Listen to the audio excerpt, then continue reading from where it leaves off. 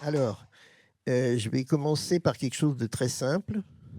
Voilà, je vais essayer de vous dire ce que j'imagine que vous voulez entendre. Je vais vous dire d'où je parle, de quoi je voudrais vous parler, ce que le titre veut recouvrir et quelques précautions sémantiques avant de commencer, hein.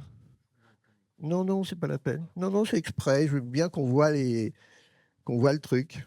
Si je veux revenir sur une diapo qui est pas la bonne, enfin, vous voyez, c'est pas, voilà, pour moi, ce truc-là, c'est plutôt pour vous passer des images, c'est pas un show, en fait. Et c'est plutôt une interaction de dialogue d'échange d'expérience, en fait, surtout après ce que je viens de voir.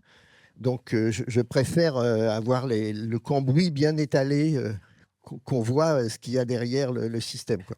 Alors, euh, je pense que ce que j'imagine que vous voulez entendre parler, ce dont vous voulez entendre parler, et ce dont je vais vous parler, c'est pas exactement la même chose. C'est-à-dire qu'en fait, ma présentation, elle est plutôt à l'échelle de la question de la société, donc à l'échelle qu'on appelle macro, plus qu'à l'échelle de l'individu ou du dispositif de médiation. Et dans ce que vous avez présenté très bien, dans les émotions que vous avez fait passer il y a quelques secondes, il y avait déjà cette question de l'interéchelle. C'est-à-dire, voilà, je m'éclate, c'est génial, j'ai une activité, c'est super d'aller sortir ce soir et avec un petit télescope et montrer effectivement une très belle nébuleuse de la Lyre ou une très belle dumbbell à tout le monde. Et je vais prendre un pied pas possible, les gens aussi, on va faire des tas de choses. Donc ça, c'est l'échelle finalement micro. C'est-à-dire, je partage quelque chose avec des gens, ça donne du sens. Après, il y a l'échelle méso, qui est l'échelle des dispositifs qu'on peut monter ou des dispositifs dans lesquels on œuvre, ce qui n'est pas exactement la même chose. Quand on est responsable d'un équipement ou quand on prépare un atelier, ben on prépare un dispositif en quelque sorte. Donc c'est une échelle où ça ne met pas en jeu que notre niveau psycho-affectif, psycho-cognitif à nous tout seuls, quoi. Et puis derrière ça, et j'en profite pour vous rappeler qu'il y a des choses très intéressantes dimanche, il y a un système institutionnel macro, et il y a aussi des élections aux États-Unis en fin d'année. Donc macro et même plus que macro, dans lequel il se passe plein de choses et dans lequel ben, finalement on se demande comment ce qu'on fait à l'échelle micro et à l'échelle méso a une influence. Et c'était aussi ce que vous disiez dans votre intervention à l'instant. Et je vais essayer de parler de ça. Donc je pense que je vais décevoir des gens et moi-même parce que je vais pas parler de à quel point c'est sympa, à quel point c'est génial de partager l'émotion, effectivement, de voir la différence entre la nébuleuse du crabe et la nébuleuse de la lyre, par exemple, pour voir un truc qui a vraiment explosé, puis un petit truc qui a fait une petite bulle. Voilà, des choses comme ça, quoi. Donc voilà, il y aura ce décalage-là. Je vais vous dire d'où je parle en essayant que ça ne nous prenne pas déjà une heure entière, parce que moi-même, j'ai du mal à savoir d'où je parle.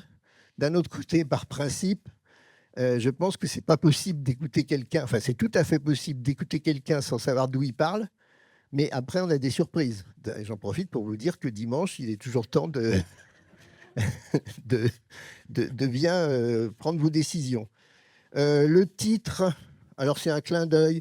Le titre, en fait, on m'a proposé deux titres qui étaient les médias et je sais pas quoi, et l'autre qui était celui-là. Celui-là.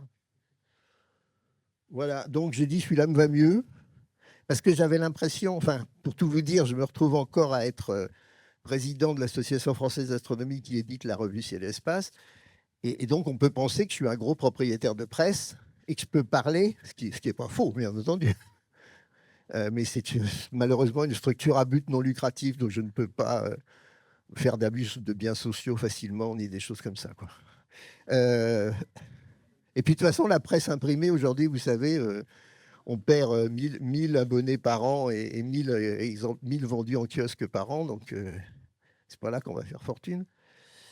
Oui, j'étais en train de dire, je, je, je pense que c'est plus intéressant que je parle de la question de la médiation scientifique dans la société, plus que de la question qui se pose, comment on fait de la médiation dans un journal, etc. Ça, je pense qu'il y a plein de gens dans la salle qui en ont déjà parlé, qui ont échangé là-dessus. Puis moi-même, je suis que patron de presse et pas du tout journaliste ni directeur de la rédaction. Donc, en fait, j'en sais pas grand-chose. Alors, donc, je parle de ça parce que c'était l'option qu'on m'a proposée. Je pense que finalement, ce que je vais faire a un vague rapport avec ce titre, mais ne vous étonnez pas trop si ça flotte un peu, hein. Mais je l'ai accepté sciemment.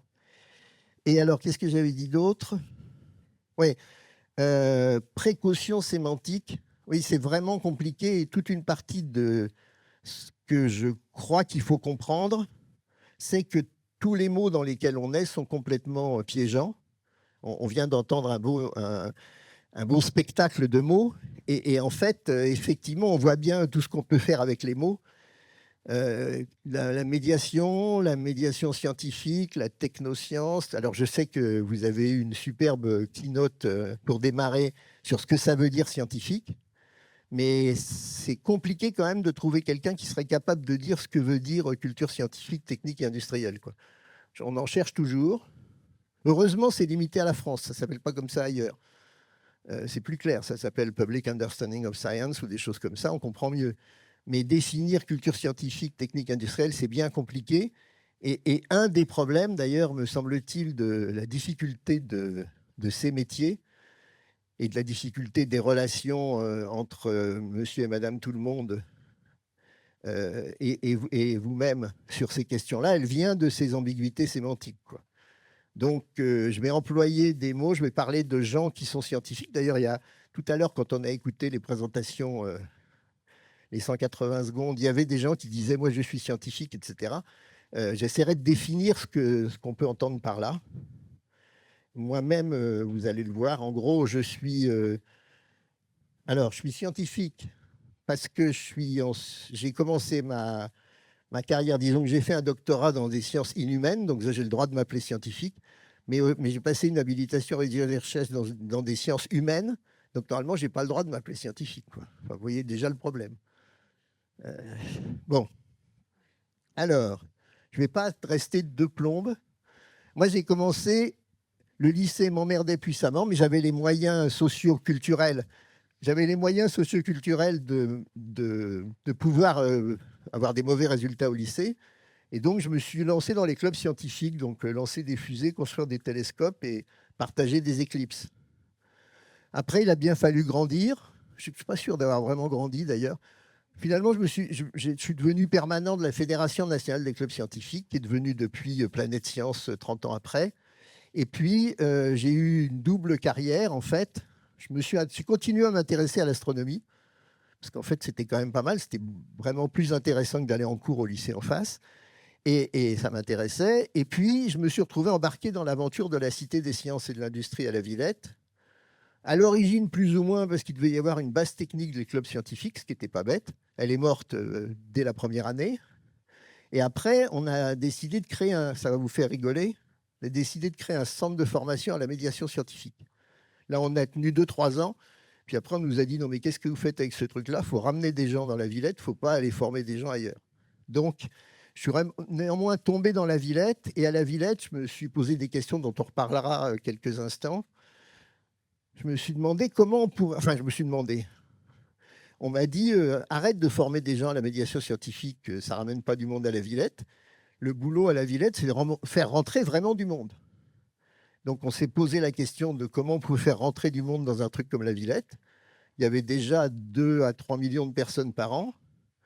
Et on s'est dit, en fait, le seul truc, c'est de s'adresser à ceux qui ne s'intéressent pas aux sciences.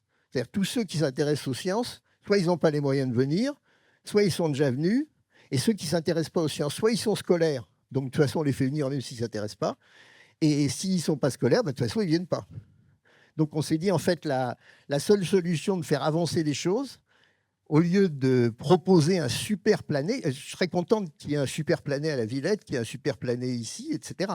Mais en tout cas, on a déjà 5 millions de personnes qui viennent. Si on met un deuxième plané, on n'aura pas 10 millions de personnes qui viendront. On aura 5 millions de personnes qui viendront 2 fois, ou même 4 fois peut-être. C'est peut-être même proportionnel au carré de la performance du planétarium.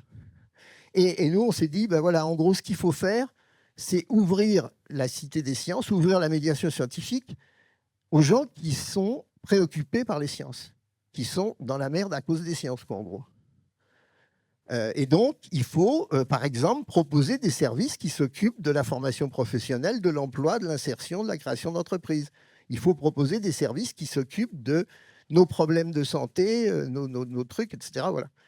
Et donc, c'est pour ça que je me suis retrouvé avec une bande d'illuminés à arriver à imposer l'idée d'une cité des métiers à la Villette, puis ensuite d'une cité de la santé, qui sont des plateformes d'information et de services partenariales, agrégatives, avec les partenaires de l'insertion, de l'emploi, de la formation, etc., puis de la santé, des assos, etc., et à créer des plateformes de services, puis à les développer un peu partout, développer un réseau un peu dans le monde.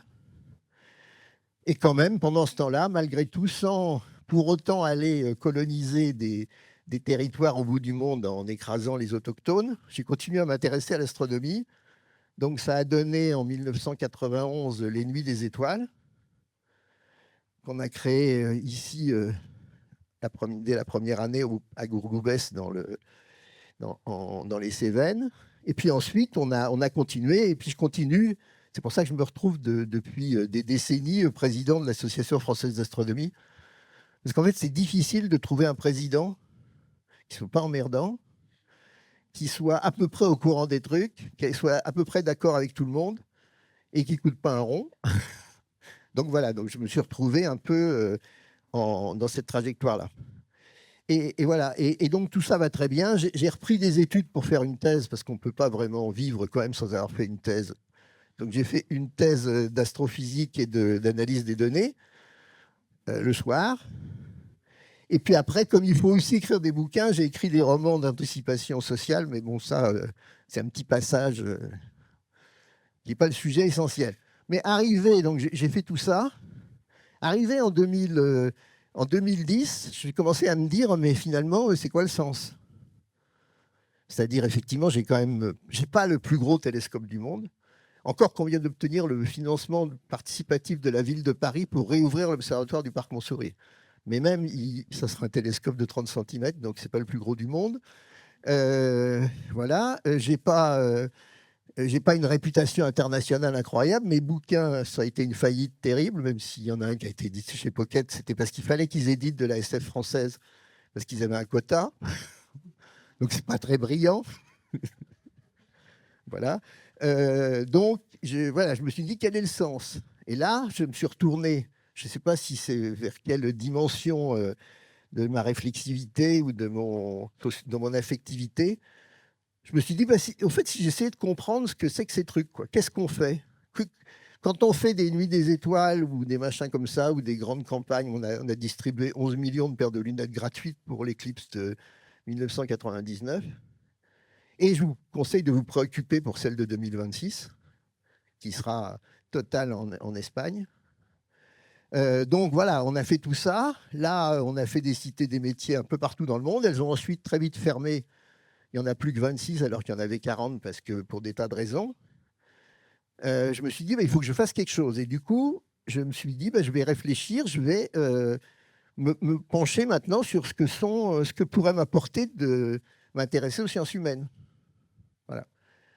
Et donc, je me suis coquiner avec des gens qui travaillaient sur l'auto-formation. J'ai pas mal hésité entre l'infocom et les sciences de l'éduc. Là où j'avais le plus de public, où ça pouvait passer pour avoir une HDR, il valait mieux que je le fasse en sciences de l'éduc.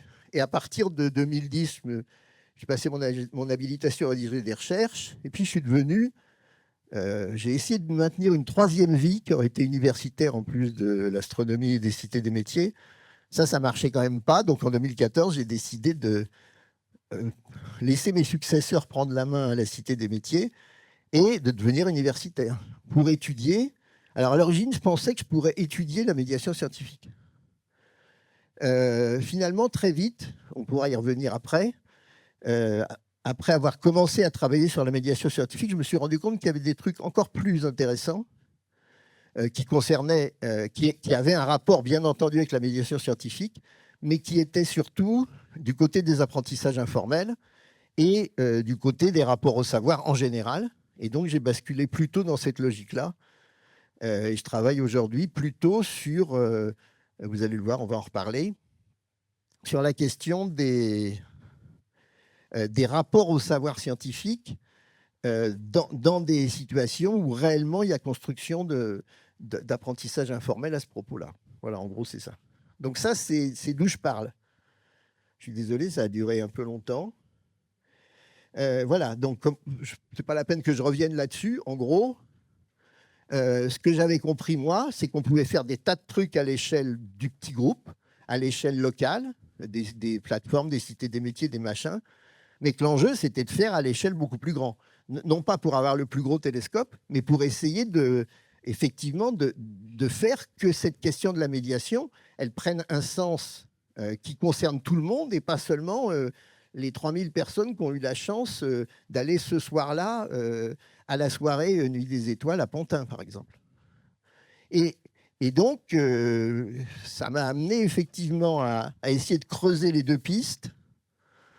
Donc, premièrement, essayer de faire des grands systèmes agrégatifs. Donc, j'en profite pour vous dire que cette année, c'est le 9, 10, 11, je crois, août, et qu'on est en concurrence avec un petit truc qui n'est pas très gros, mais qui sont les Jeux Olympiques.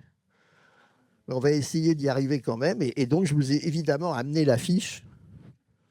Voilà. Donc, vous pouvez. J'en ai amené qu'une, mais vous pouvez en coller plein chez vous. Voilà. Donc, les Nuits des Étoiles, c'est un moyen de faire de la démultiplication. Manque de bol. Les Nuits des Étoiles augmentent progressivement leur public, mais même pas beaucoup. Bon, vous me direz, on a 34 ans, 33 ans, donc ça se stabilise peut-être. Mais n'empêche qu'on est à 180 000 personnes sur les sites et à maximum 3 millions, disons, de personnes qui prennent les cartes du ciel dans les journaux et qui feront leur veillée pour eux. Mais on n'a pas du tout démultiplié les clubs d'astro. On était à 400 clubs d'astro en France vraiment actifs en 1993. On est toujours à 400 clubs d'astro vraiment actifs en France. Vous me direz, on a été gêné parce qu'entre-temps, on a fermé la nuit, on l'a remplacé par des lampadaires. Mais néanmoins, on aurait pu quand même dépasser ça et penser que les Nuits des Étoiles créeraient quelque chose pour tout le monde, quoi, en gros. Quand on a lancé les Nuits en 91,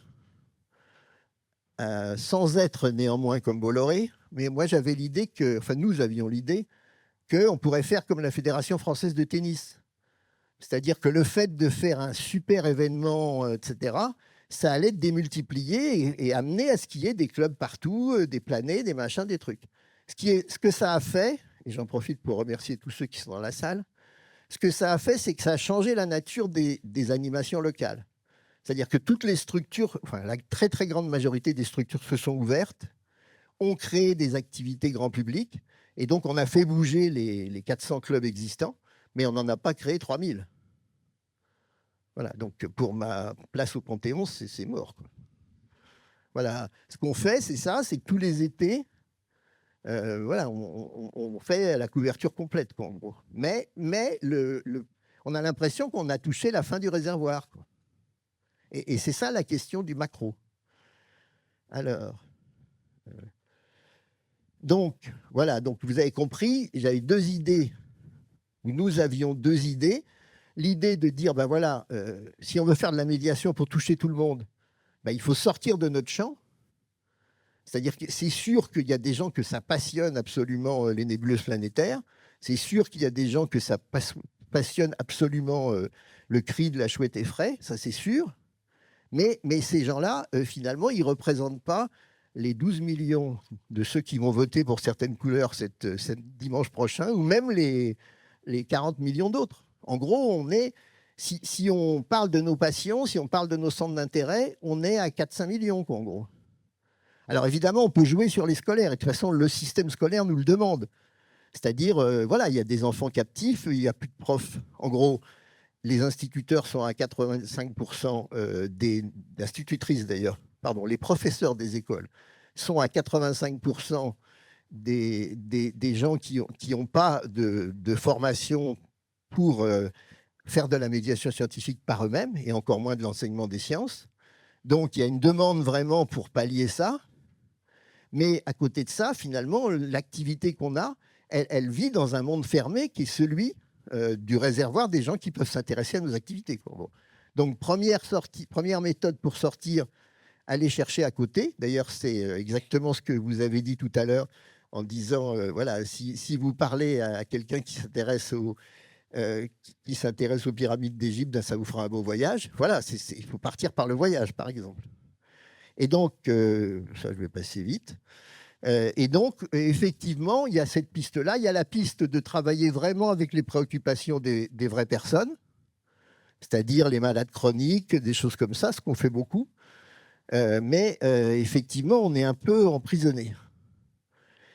Alors, ce que je voulais vous montrer, voilà, maintenant je vais vous dire ce dont je vais parler vraiment. Après, là j'étais sur d'où je parle. Maintenant qu'on a dit d'où on parle, c'est toujours bien de se rappeler quelle est la question. C'est assez facile de faire un keynote qui donne des réponses à une question qu'on n'a pas posée. Et si on se débrouille bien, les gens ont oublié qu'on n'avait pas posé la question, donc ils sont contents de la réponse. Et hop, c'est plié, quoi, en gros.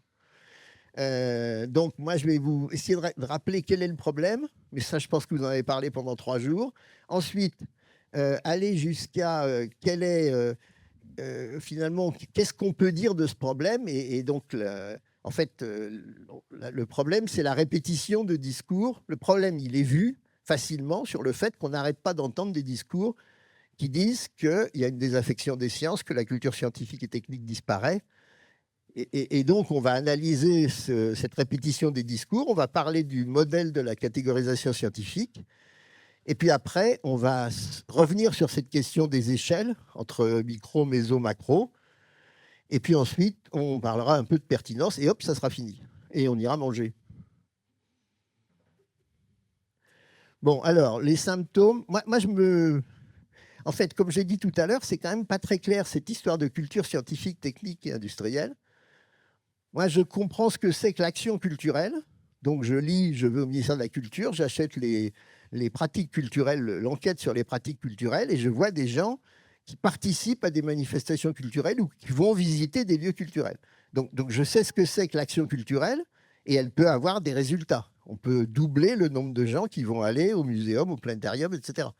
Et donc, ça a un sens. Après, la culture scientifique, c'est un peu comme l'amour, hein. Il y a pas vraiment, on ne sait pas vraiment ce que c'est. Il y a des preuves de culture scientifique parce que les gens vont dans des CCSTI ou dans des lieux, ou dans des événements, dans des nuits des étoiles, etc. Mais est-ce que quand ils vont dans une cité des métiers, c'est de la culture scientifique? J'en sais rien, moi. Donc, il y a ce problème-là. Donc, ce que je voulais dire, c'est que les vrais symptômes, ce qui est sûr, c'est qu'effectivement, on voit quand on se promène sur les réseaux sociaux, quand on se promène à la radio, quand on écoute les plateaux de télé, on voit la multiplication des fake news, on voit la multiplication des interactions de type de rejet de savoir, de rapport au savoir complexe. Je ne vais pas reprendre les épidémies de Covid, la vaccination, etc. Donc, on voit bien qu'il y a un problème, effectivement, qui est lié à cette question de la fausse information, de la facilité à tomber dans des théories complotistes ou à donner la parole à des théories complotistes, et qu'en fait, il y a maintenant une énorme confusion entre crédulité et curiosité, quoi, en gros. Tout ça, c'est vraiment un phénomène qui n'est pas clair. Après, ce qu'on voit aussi, c'est qu'il y a ce que maintenant on appelle, en recopiant le terme québécois, des injustices épistémiques, c'est-à-dire des gens qui sont victimes de rapports de force parce qu'il y a des rapports au savoir qui s'imposent à eux, évidemment en médecine, mais bien ailleurs. Et puis aussi, ce qu'on voit, c'est ce dont je parlais tout à l'heure, des discours sur la désaffection des sciences, etc. Voilà, donc le phénomène, c'est celui-là. Et donc la question, c'est qu'est-ce que peut en faire? Alors, j'avais prévu de vous raconter 3 histoires de Terre plate, mais vu l'heure, et vu que vous en avez déjà entendu beaucoup parler, je vous les cite simplement. Lui, c'est le rappeur B.O.B. Il a fait une souscription en 2000, je ne sais plus quelle année, 17, mais il n'a pas obtenu beaucoup de fric. Il a fait une souscription pour lancer un satellite pour démontrer que la Terre était plate. Et à cette date-là, il y avait quand même $6 000 de récupérer. C'est pas mal quand même. Alors, là, ça c'est absolument génial, j'ai oublié son nom.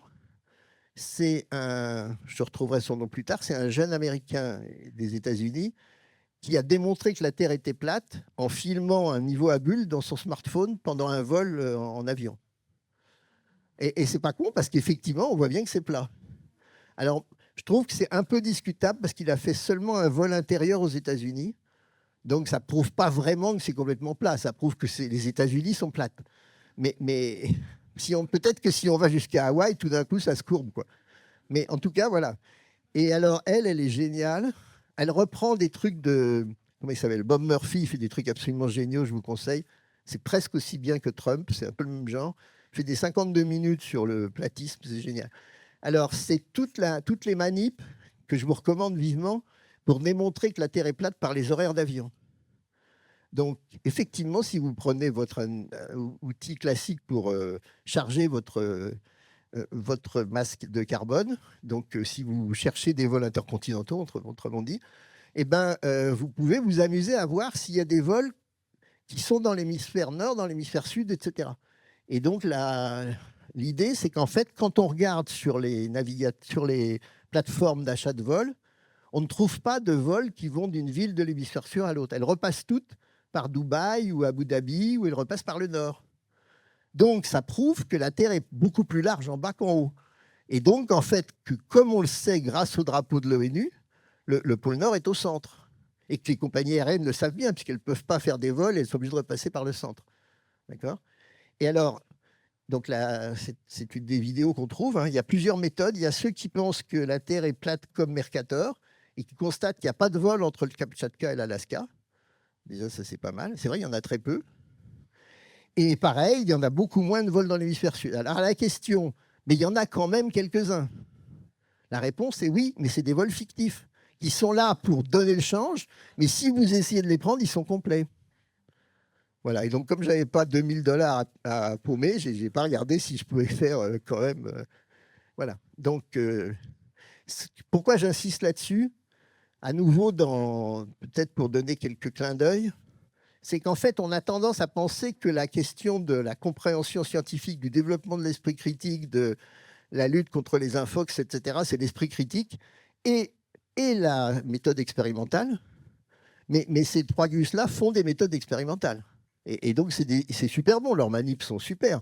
Donc, ça ne suffit pas. Ce qu'il faut comprendre, c'est qu'il ne suffit pas de dire, ben voilà, on va enseigner la méthode expérimentale, on va apprendre à regarder si on met des trucs dans une boîte, si ça pousse ou je ne sais pas quoi, ou on va regarder, on va mesurer quelle est la période de variation de RR-Lire, par exemple, ce qui est intéressant.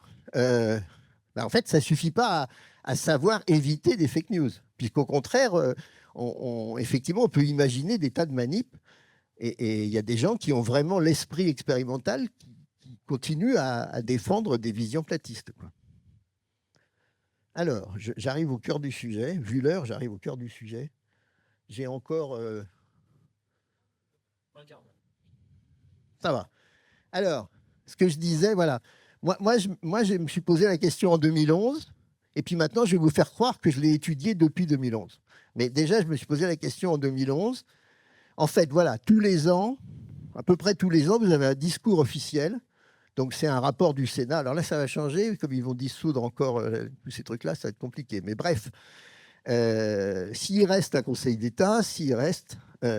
donc, en gros, à peu près tous les ans, il y a un rapport qui sort dans cette période-là et qui dit ça ne va pas, les Français sont en désaffection par rapport aux sciences.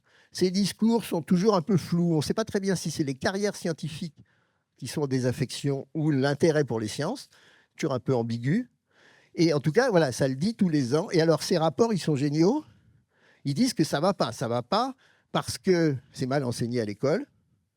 Ça ne va pas parce que les Français, ben, ils ne s'intéressent pas et il faudrait qu'ils s'y intéressent plus. Et ça ne va pas parce qu'on n'en parle pas assez à la télé. Voilà. Et l'année suivante, un autre discours sort qui dit la même chose, sans avoir d'ailleurs regardé le fait le bilan de ce qui s'était passé depuis le précédent, éventuellement, si possible, sans citer le précédent, et sans qu'il y ait la moindre observation de données.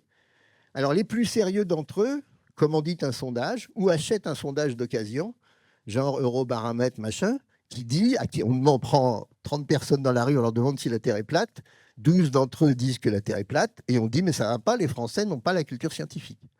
Mais finalement, ce qu'on voit, c'est qu'il y a une espèce de répétition des discours avec toujours les mêmes objectifs, mais sans une politique réellement construite d'observation de ce qui se passe et d'analyse des arguments de la dernière fois.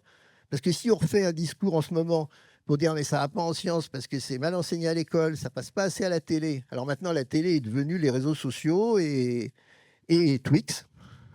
Twitch, pardon, excusez-moi. Twitch, c'est les deux trucs. Donc Twitch et d'autres, TikTok et autres. Mais en gros, c'est toujours les mêmes arguments. Donc c'est sûr que ça ne va pas marcher, parce que la dernière fois, on l'a déjà dit. Donc ma question, ça a été en 2011. Ben, pourquoi ça se répète, quoi? Qu'est-ce qui se passe? Alors, solution 1, ben, de toute façon, la science est trop compliquée.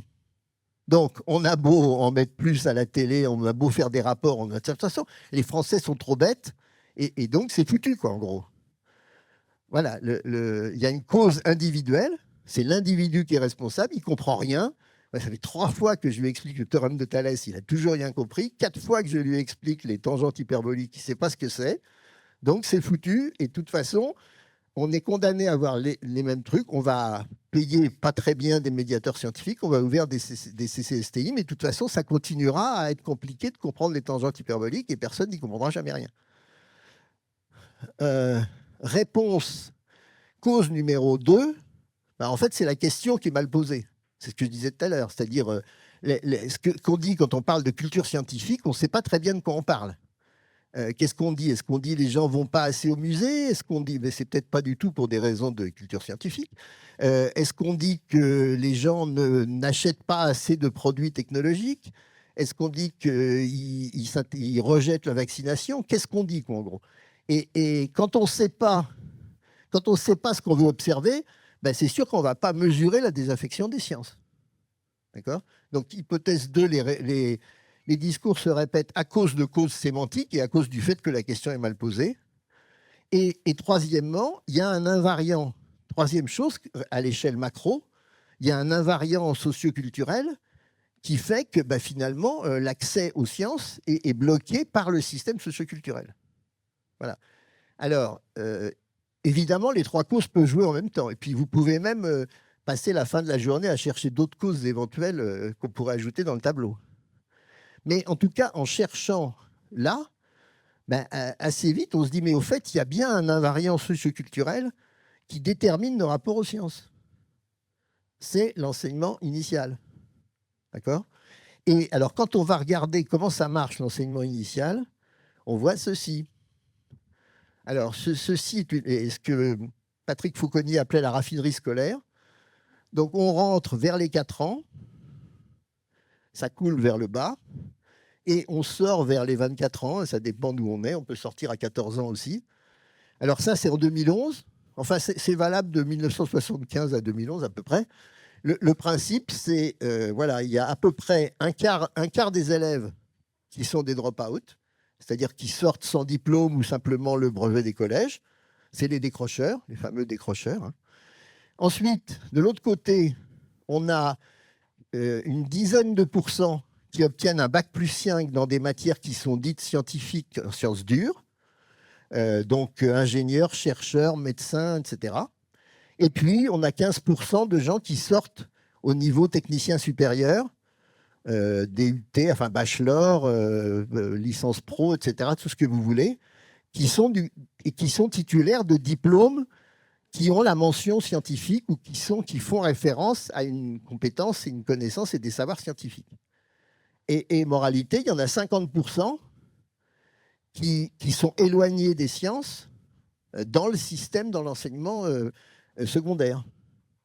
Et alors, moi, j'ai étudié le truc de 79 à 2021. Ça marche parfaitement bien. Ça raffine au maximum.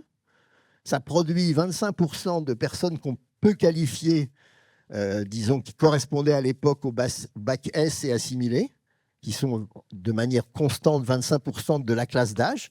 Ils augmentent en volume, mais la classe d'âge, ça fluctue avec la classe d'âge. Et ils augmentent en proportion les uns par rapport aux autres. Mais en tout cas, voilà ce qu'on a. On a un système scolaire qui produit ce phénomène-là. Alors, je m'arrête en 2011. Moralité, finalement, quand on regarde mieux, quand on revient à la diapo d'avant, Ben voilà, peut-être qu'il se passe des choses là, peut-être que c'est compliqué les tangentes hyperboliques, peut-être que la question est mal posée, mais de toute façon, on a un système qui produit 25% de gens dont ça dit que c'est scientifique et 75% d'autres à qui on dit finalement, ben, vous n'êtes pas fait pour les sciences. Voilà. Et donc, on est dans ce paysage-là. Hop. Ça, c'est une chose de fait. Alors, en plus, je vous présente les spaghettis carbonara colorés. Non, c'est juste pour vous dire, je ne sais même plus de quelle année ça date, mais en gros, en plus, on voit que clairement, les bacs scientifiques à l'époque ne se mélangeaient pas avec les autres. C'est-à-dire que si vous avez un bac scientifique, vous pouvez faire ce que vous voulez, mais si vous avez un bac ES, un bac L ou un machin comme ça, vous ne rentrez pas dans les disciplines scientifiques à l'université, vous ne rentrez pas en médecine, et vous rentrez dans les classes prépa qui sont les classes prépa non scientifiques. Donc en plus, le fait d'être sélectionné par un bac scientifique à l'époque voulait dire vraiment que c'était les seules personnes qui pouvaient rentrer dans les filières scientifiques. Bien sûr, ils pouvaient choisir d'aller ailleurs, mais dans l'autre sens, ça ne marchait pas. D'accord ?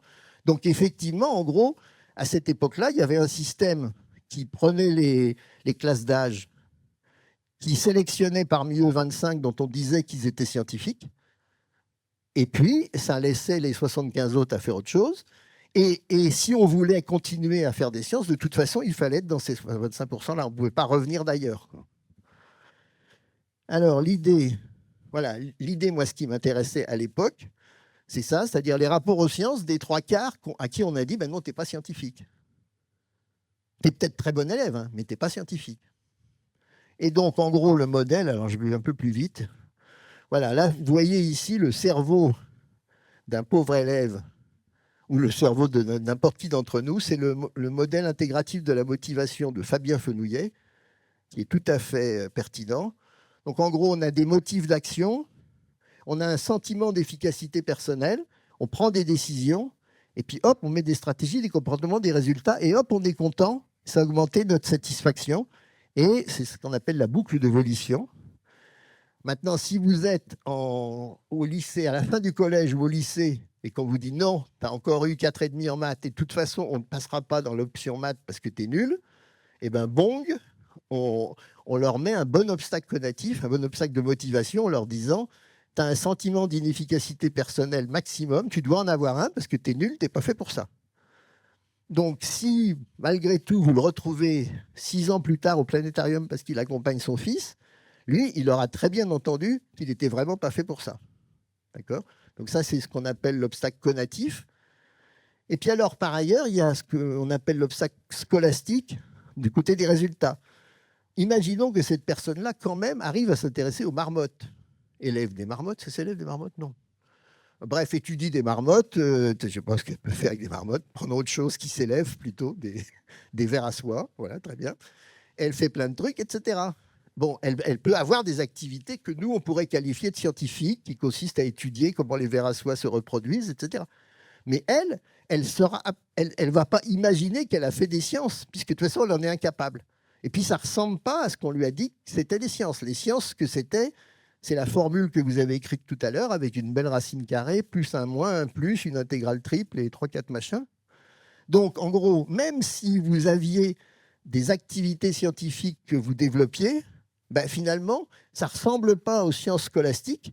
Donc, ça ne peut même pas vous donner confiance en vous pour faire des sciences, puisque vous ne savez pas que c'est des sciences. Vous êtes cyclotouriste, vous êtes un spécialiste du dérailleur à 12 plateaux et à 37 pignons. Vous savez calculer tous les développements, les machins, comment on peut monter, la pente de trucs. Mais vous n'allez pas vous dire scientifique, vous êtes cyclotouriste. Pourtant, vous savez faire des règles de 3, plein de machins, quoi. Donc, en gros, le modèle qu'on appelle catégorisation scientifique scolaire, c'est celui-là. C'est dire, ben voilà, on a un système scolaire qui prend la population et qui dit aux trois quarts, ben finalement, vous n'êtes pas fait pour les sciences, et qui tamponne tout le monde avec « t'es incompétent pour en faire, n'essaye pas d'en faire ». Et de toute façon, si tu fais des trucs qui pourraient être compris comme ça ne s'appelle pas des sciences parce que ça ne ressemble pas aux sciences qu'on fait à l'école. Voilà. Bon, voilà, ça c'est fait aussi.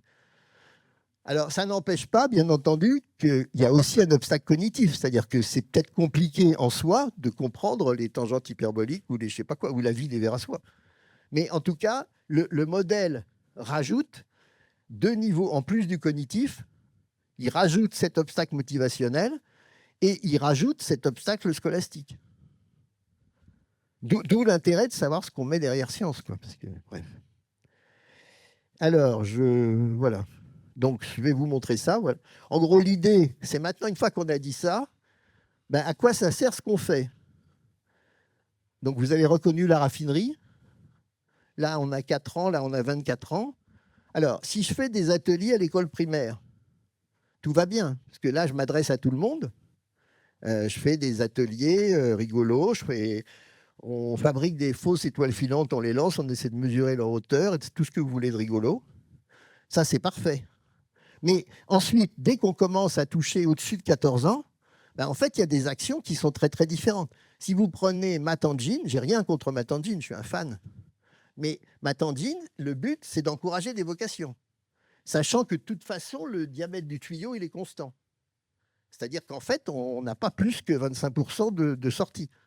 Donc, en fait, qu'est-ce qu'on fait? C'est très bien ce qu'on fait, c'est génial. Mais on bourre le truc là, quoi. Alors, après, l'autre chose, c'est la vulgarisation classique, c'est-à-dire on dit, mais non, vous n'êtes pas scientifique, mais on va vous présenter un vrai savant. Lui, il est de l'autre côté de la barrière, de l'autre côté du zip. Lui, il a la chance d'être là, il va vous expliquer ce qu'il fait, mais de toute façon, évidemment, on va se heurter à l'obstacle conatif, c'est-à-dire la personne dit, ah oui, mais c'est M. Hubert Reeves, tout ce que je peux faire avec lui, c'est qu'il me signe son bouquin. Je ne vais pas me mettre tout d'un coup à discuter avec lui au fait de la densité de baryons dans l'univers à l'âge de je ne sais pas quoi. Voilà, donc en fait, quand je fais de la vulgarisation, je ne casse pas la truc. Je dis, ben voilà, on peut vivre en bonne intelligence avec les gens qui sont de l'autre côté du mur. Et après, il y a une quatrième catégorie qui est vraiment intéressante, c'est celle qui essaie de transgresser. C'est-à-dire de dire, OK, au lycée, on t'a dit que tu étais nul, on t'a dit que tu n'étais pas fait pour ça, que tu étais incapable de faire ce truc-là. Maintenant, ben voilà, on va faire ensemble des trucs où tu t'intéresses à ça, et finalement, ben, on peut reconnaître que ça, c'est de l'activité qui est vraiment intéressante, et finalement, tu n'as pas à te dire, je ne suis pas un scientifique. Ce que tu fais, ça peut être qualifié comme ça aussi. Alors derrière tout ça, il y a plusieurs. Bon, puis il y a aussi énormément d'activités de médiation qui sont là, c'est-à-dire qui visent à développer les savoirs et l'intérêt des gens qui sont déjà scientifiques, ce qui est très bien aussi. Typiquement, la revue La Recherche, on est là-dessus, quoi. Ça existe encore? Non. Euh, bon, bref. Donc, en tout cas, vous voyez, il y a vraiment des catégories différentes, quoi. Et effectivement, donc moi, je m'intéresse. Ce qui m'intéressait vraiment, c'était ça. C'est-à-dire, est-ce qu'on a des situations comme ça où on récupère, en fait, on fait transgresser la catégorie, donc transgression ou subversion de la catégorie. Est-ce que ce que je dis est complètement clair? Alors, c'est pour ça que je ne voudrais pas vous décourager complètement vu l'heure. Maintenant, il faut que je remonte la pente. Là, on est passé au fin fond du tuyau, dans le mazout lourd. En fait, ce qui se passe, c'est que ce que je dis là, ça ne change rien à la qualité de ce qu'on fait aux échelles micro et méso. C'est sûr que si vous avez le temps, vendredi soir, il y a des soirées d'astronomie un peu partout en France. Ce qui va se passer, ça va être génial. Et on va passionner des gens, il y aura des gens passionnants, tout le monde va faire des super photos, etc. On va partager plein de trucs, ça va être publié partout. Donc ça, c'est génial.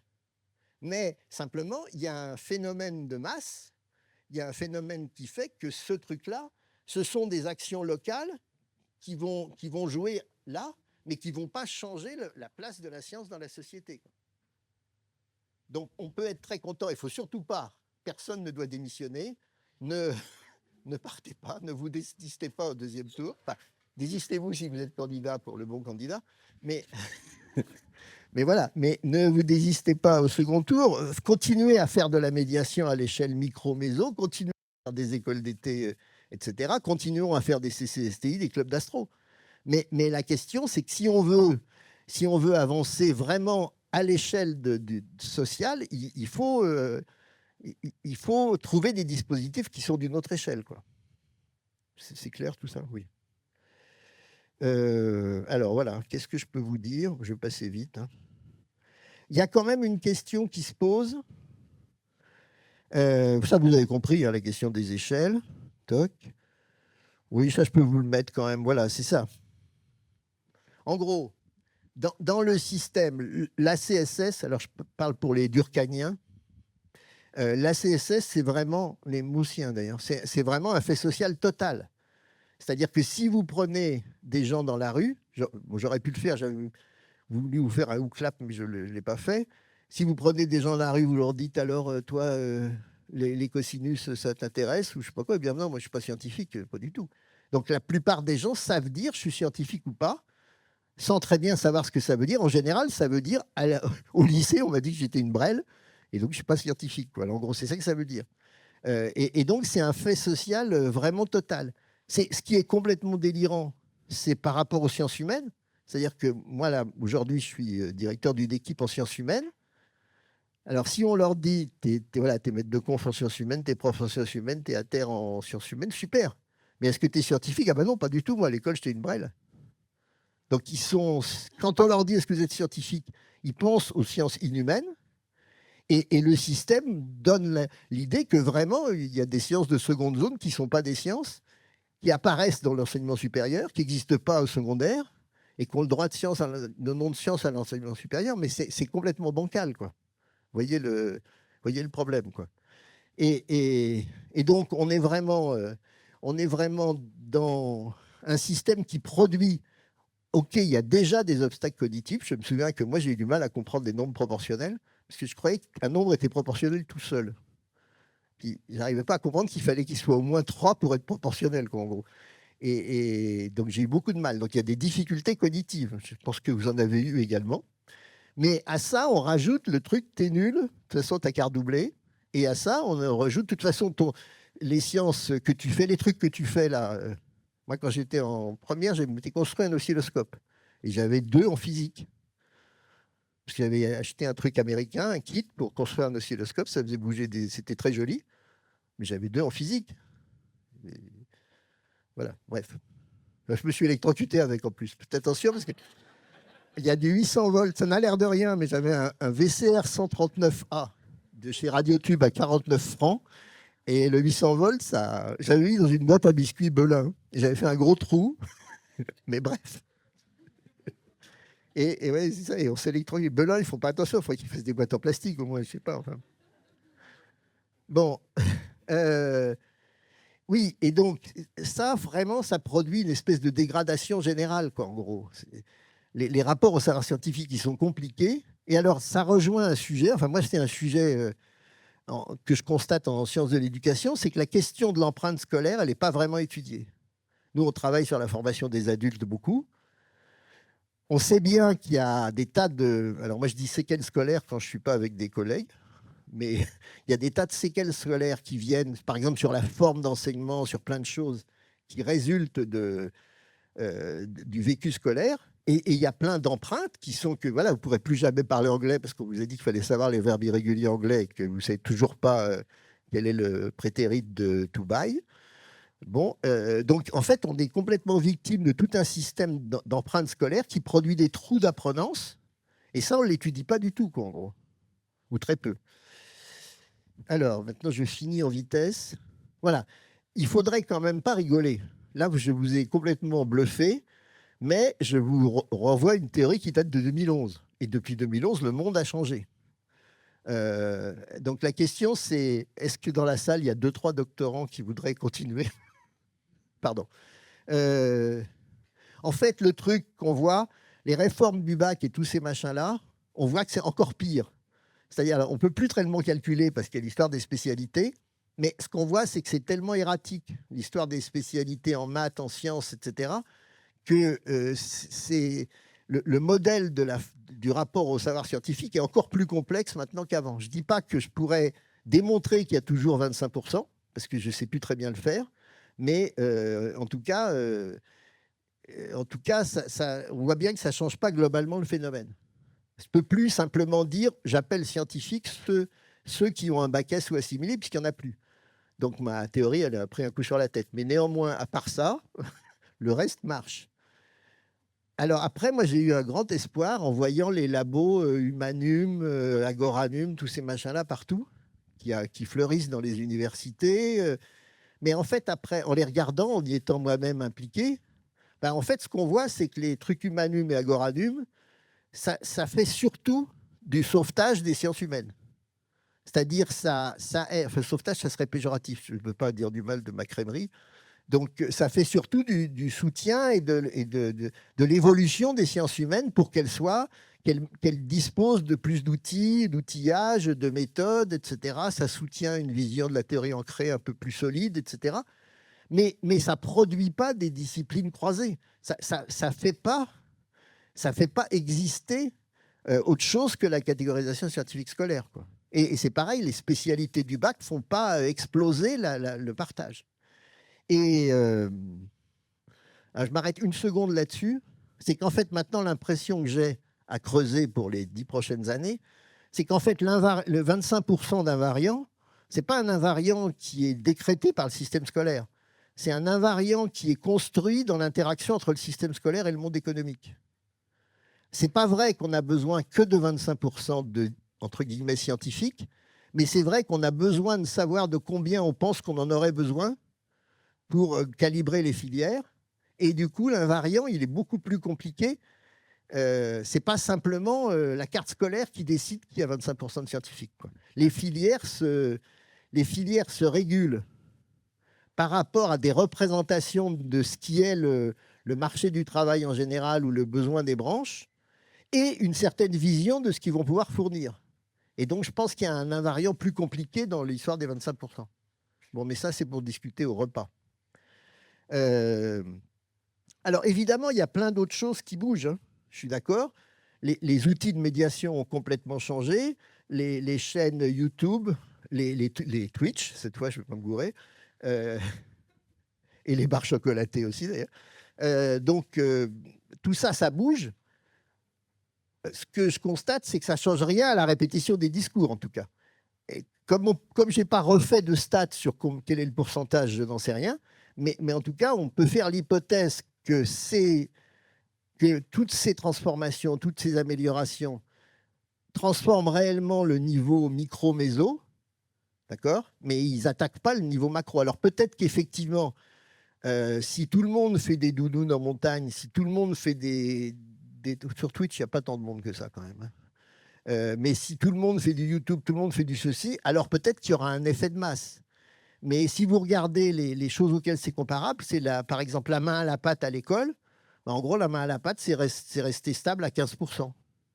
Il y a 15% de l'enseignement qui connaît la main à la pâte et le reste est complètement resté. Donc, on peut faire l'hypothèse à vérifier que même si on invente des formes plus intelligentes, plus rigolotes, plus sympas, elles vont peut-être se heurter au même phénomène macro, en gros. Voilà.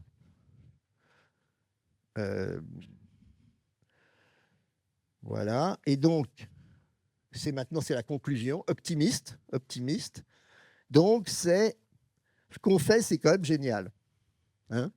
C'est-à-dire que, après tout, quand même, merde, le fait d'aller passer une soirée dans 2 jours, je ne sais pas où, dans un parc du 18e, pour regarder avec les gens qu'il n'y a pas une seule planète visible cette année, mais qu'on a des nouveaux télescopes qui permettent de voir les nébuleuses planétaires depuis Paris, eh ben, ça va être génial. Et on va discuter avec des gens qui seront là avant qu'ils soient tous éliminés par les Jeux Olympiques. Et ça va être super. Et il n'est pas question qu'on y renonce. Ensuite, deuxièmement, le truc, c'est qu'il faut vraiment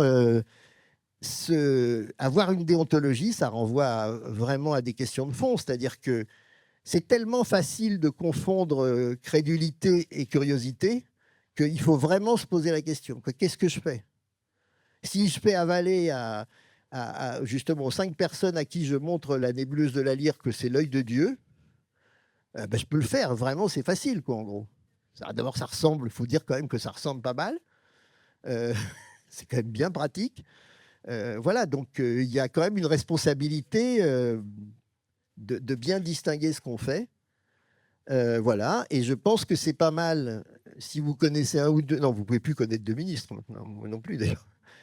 Si vous connaissez des ministres dans d'autres pays, Voilà, il faut vraiment s'intéresser à cette question de l'empreinte scolaire. C'est-à-dire que la question, c'est pas seulement PISA, c'est qu'est-ce qu'on fait comme effet aussi par rapport à l'apprenance des gens, en gros. Et puis, il faut, si on a encore un gouvernement qui a des visions stratégiques, il faudra vraiment l'interpeller sur les visions stratégiques. Moi, ce qui me frappe, c'est qu'on a eu ces dernières années, j'étais membre du Conseil national de la culture scientifique. Il a disparu sans même qu'on nous prévienne. À partir d'un moment, il ne s'est plus jamais réuni et on ne nous a jamais dit qu'il ne se réunissait plus. Bon. Mais je crois que je ne suis plus membre puisqu'il ne se réunit plus. Bref. Mais en tout cas, dans le Conseil national de la culture scientifique, on nous a fait travailler sur la stratégie nationale de culture scientifique. C'est vachement bien, mais il n'y avait aucun volet économique. C'est-à-dire la stratégie nationale de culture scientifique, ça consiste à dire qu'il faut faire des super actions, qu'il faut s'occuper de plein de trucs, qu'il faut vraiment intéresser, qu'il y a de vrais dangers. Mais après, on dit, mais on a combien d'argent pour ça? Ah ben non, mais c'est pas ça, c'est pas la question. Donc je dis, mais si on veut faire, par exemple, une stratégie de développement du TGV, peut-être il faut mettre des milliards en face. Donc si vous voulez faire une stratégie de la culture scientifique en disant qu'il n'y a pas de moyens et qu'il n'y a pas de ressources, c'est pipeau, c'est pas une stratégie. C'est un discours qui va rejoindre la liste du haut, quoi, en gros. Et donc, ce qu'il faut vraiment faire aussi, c'est ça, c'est convaincre les pouvoirs publics, quand ils sont convaincables, que effectivement, c'est un enjeu sérieux, qu'il y a une question qui se pose de la façon dont on construit l'image des sciences dans l'enseignement secondaire. Alors, pour être bien clair, je reviens sur les changements d'échelle, j'attaque absolument pas les profs. Les profs, ils sont à l'échelle micro-méso, ils font des trucs géniaux. La question, c'est qu'en fait, on considère que l'enseignement des sciences, il est dans sa fonction de production des 25% qui sont là, et qu'en plus, on n'a ni fric, ni moyens, ni profs disponibles, ni place au CAPES, ni candidat au CAPES encore plus, pour s'occuper des sciences pour les autres. Enfin, des sciences inhumaines pour les autres. Les sciences humaines, on ne s'en occupe même pas du tout. Dans le secondaire, ça n'existe pas. Voilà, en gros, comment ça se termine. Là, normalement, vous devez dire, oh là là, mais c'est génial, c'est intéressant, et vous avez plein de questions. Non, je vous ai effondré.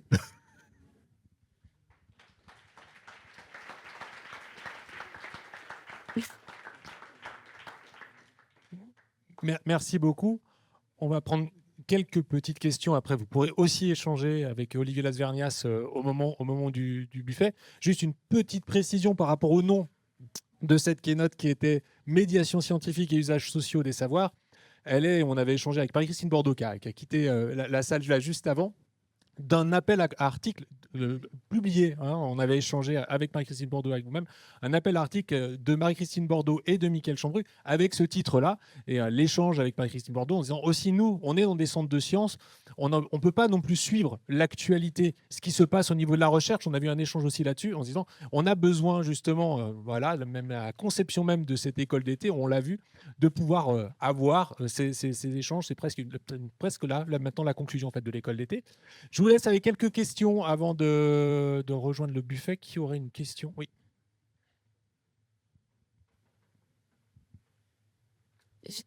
J'ai un témoignage plutôt.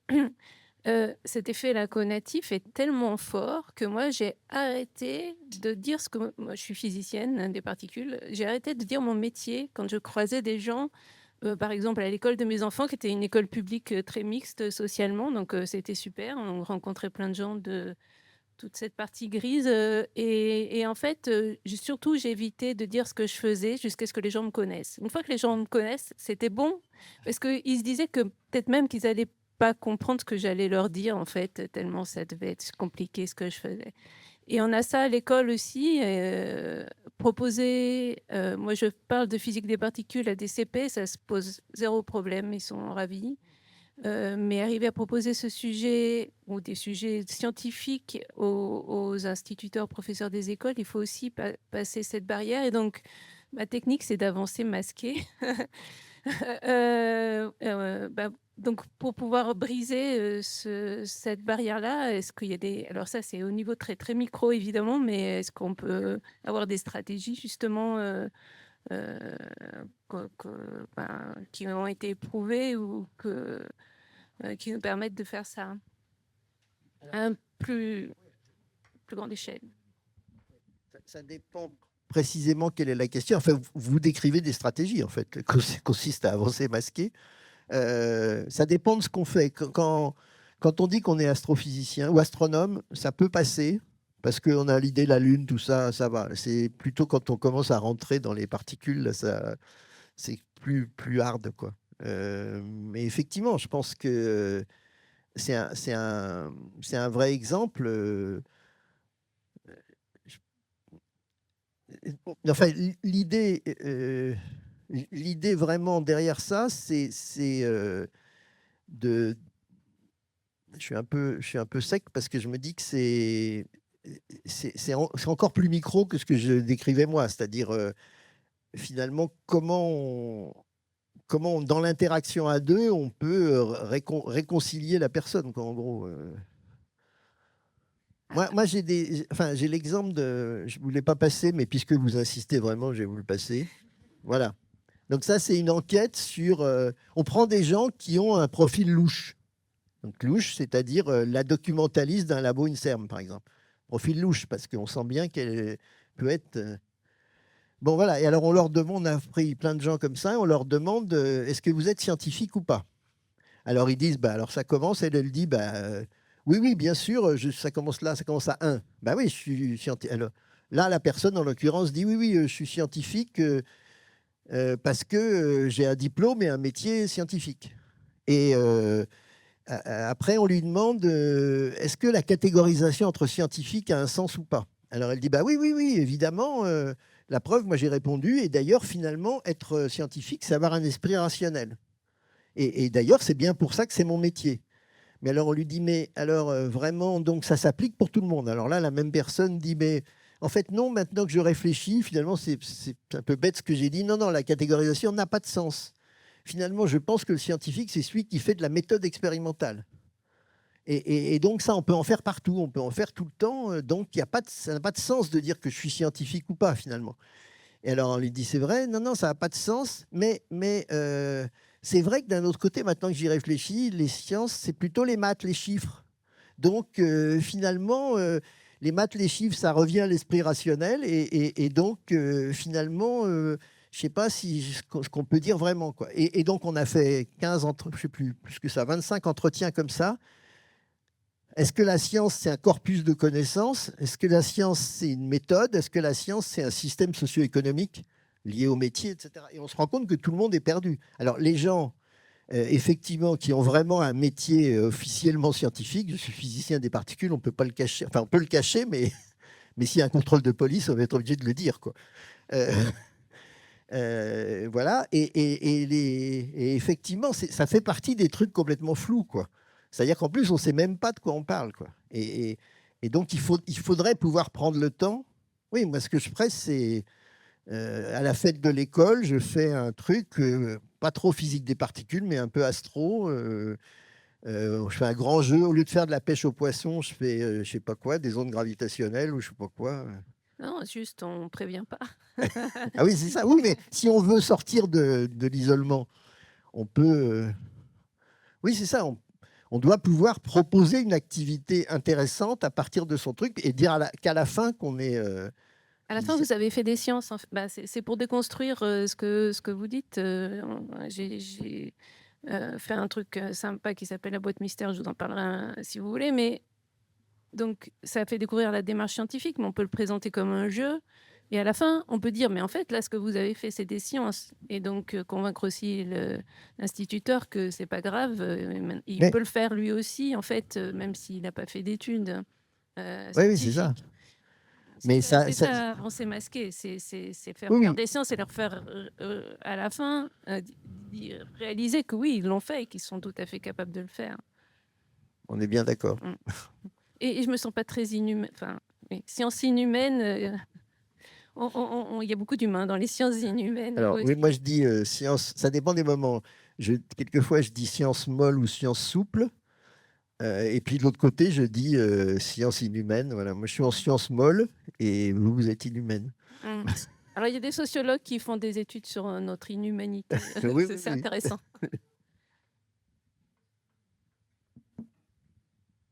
On peut prendre une dernière question, si vous le souhaitez, après vous pourrez...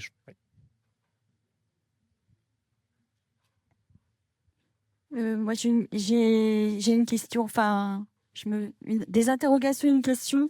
Donc voilà, le système éducatif ne marche pas. Enfin, voilà, on fait un peu ce constat-là.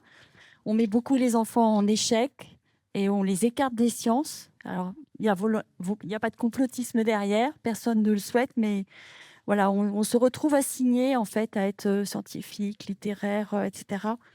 Et finalement, nous, ce qu'on fait au niveau micro, c'est peut-être un peu trop tard, même si on fait, comme vous dites, on fait plein de choses qui sont bien, qui marchent, mais c'est un petit peu trop tard.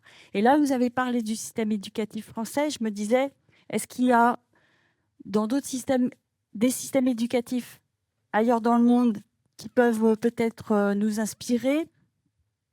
Et puis, question additionnelle, voilà, demain, on vous propose d'être ministre de l'Éducation. Est-ce que, et dans le cas où vous accepteriez, non, pas demain, après-demain, et dans le cas où vous accepteriez,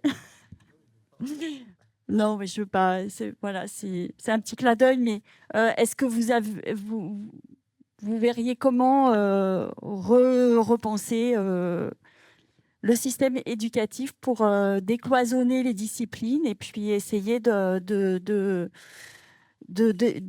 faire en sorte que les enfants ne soient plus assignés ou mis dans des tiroirs de ce qu'ils peuvent faire ou ce qu'ils sont autorisés à faire, enfin à faire après en termes d'études, je veux dire. Oui. Donc, pour moi, en fait, d'abord, ma réponse, c'est de dire, quand je fais ça, je suis chercheur. Donc, je ne suis pas un ingénieur, quoi. Je ne fais pas de l'ingénierie. Bon, maintenant, je dirige un master qui s'appelle ingénierie pédagogique. Alors, j'ai du mal à dire que je ne suis pas de l'ingénierie. Moi, je n'ai pas de solution. J'ai pas de solution macro. Le vrai problème, c'est le coût. En gros, une génération de profs des écoles, ça veut dire 20 ans, quoi, en gros. Si la question, c'est de remonter, là déjà, le problème, c'est de remonter la filière de formation des profs des écoles, quoi, en gros, puisqu'on est parti sur un modèle. Donc, j'ai un doctorant là, qui travaille là-dessus, qui est justement lui-même prof des écoles et qui travaille sur la formation des profs des écoles et le sentiment, enfin, qui analyse ça. Et effectivement, je n'ai pas de solution à court terme. Ce qui serait déjà bien, moi, ce qui me frappe, ça fait 10 ans qu'on a publié ce modèle-là, tout le monde s'en fout. Donc, je veux dire, on a perdu 10 ans. On pourrait, enfin, je pense que ça serait bien d'objectiver le truc. Au lieu de dire étude PISA, machin, on ferait mieux de dire, ben voilà, de chercher les variables. On fait du symptomatique, quoi. On est clairement dans des correctifs symptomatiques. Donc, je suis d'accord qu'il faudrait 20 ans ou 30 ans pour remonter un système différent. Mais si on ne le fait pas, ça ne sera pas remonté dans 20 ans non plus, quoi, en gros. Donc il y a ce problème-là. Et il y a le problème de fric, évidemment. C'est-à-dire que ce qui coûte, en fait, le peu de temps enseignant en sciences qu'on a, on le met sur les filières scientifiques. Voilà. Donc on n'en a pas assez pour le mettre ailleurs. Donc il y a ce problème-là. Dans les autres pays, alors pareil, moi je mets ma casquette de chercheur. Donc j'ai un doctorant qui a fait une superbe thèse au Cameroun qui démontre la même chose. Mais évidemment, alors on espérait, le Cameroun, c'est un pays qui a été colonisé par les Français, les Anglais et même un peu les Allemands. Donc on espérait qu'on verrait des différences entre... Bon, mais pas du tout.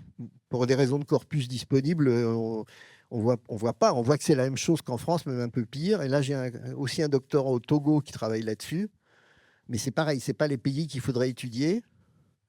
Et en ce moment, tous mes doctorants préfèrent s'intéresser aux maladies chroniques qu'à ces questions-là. Je ne sais pas pourquoi, donc je ne les laisse pas tomber. Les maladies chroniques, elles sont on s'intéresse beaucoup à la prise en considération de la réflexivité des personnes atteintes de troubles chroniques, parce que ça, c'est des gens qui travaillent finalement sur l'analyse de leurs troubles et qui finalement font des activités de recherche empirique sur eux-mêmes. Donc ça nous intéresse, mais on a une pénurie de doctorants qui voudraient étudier le système de manière internationale, quoi. J'ai l'impression que que c'est globalement un invariant dans tous les pays développés et même dans les pays en voie de développement, parce que c'est une question de... c'est le calibrage, le calibrage des filières sur le système socio-économique et puis la pénurie de temps de formation des enseignants, quoi. Donc voilà, si on va au plus pressé, on fabrique il n'y a qu'à lire les trucs de l'OCDE, comment ça s'appelle, le rapport de Canberra qui concerne la formation, la scientific workforce dans tous les pays de l'OCDE. Ben, en gros, voilà, ça calcule ce qui est rentable de former. On ne va pas commencer à apprendre des sciences à des gens qui n'en auront pas besoin, quoi. C'est ça le raisonnement. Donc, c'est ça qui est génial, quoi. C'est qu'on a un double discours absolument fantastique. On a des élites institutionnelles qui disent ça ne va pas, il y a des affections, et en même temps, on se fixe sur des critères qui sont la rentabilité du placement de l'effort économique sur la formation uniquement des vocations dont on a besoin pour la rentabilité économique. Donc, on ne forme pas les autres, quoi. Et ça peut faire que les parents de votre école, ils sachent ce que c'est que le théorème de Pythagore. Ça ne sert absolument à rien, franchement. Je ne parle pas des tangentes hyperboliques qui sont vraiment, franchement, complètement scandaleuses. Merci beaucoup. C'est pas moi qui ai coupé l'écran, mais du coup, voilà. Merci beaucoup.